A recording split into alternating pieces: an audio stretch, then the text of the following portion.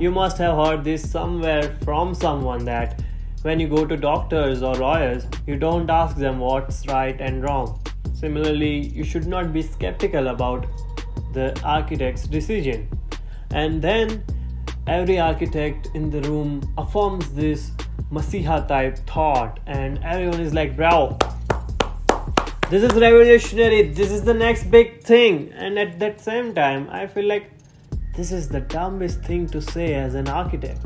And I have literally heard this dialogue coming from some of the established names, and that made me think, do you really know what you are saying, or you just want to sound heroic?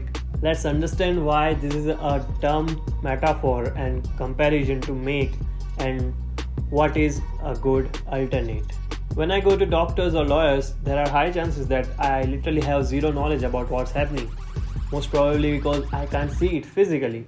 If I go to doctors with broken wrist like this, then I can guide doctor to fix this.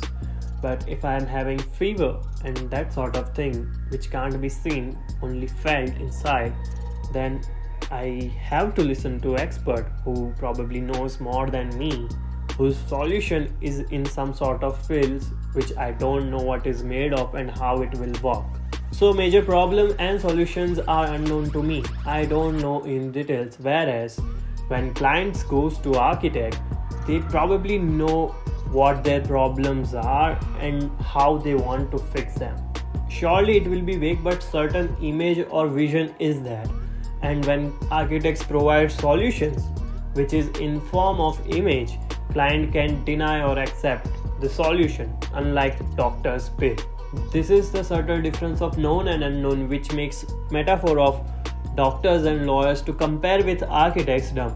To put it in less brutal way, not wise to say. There are surely some overlaps with this example, but they are not that impactful or significant.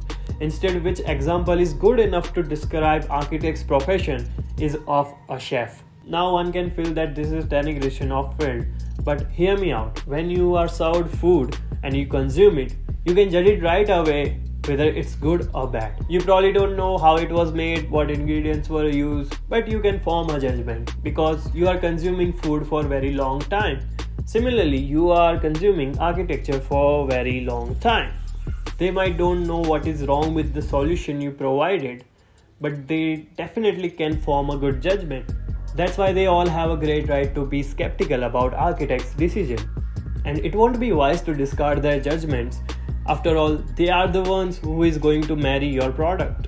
And in the end, as Charles Correa said, architecture is an agent of change, which is why leaders like Mahatma Gandhi is called architect of the nation. Neither the engineer, nor the dentist, nor the historian, but the architect. This was it for the video. Next video would be about consumption theory, so stay tuned for that. Do subscribe, it's free. Thank you for your time. Meet you in another one. Till then,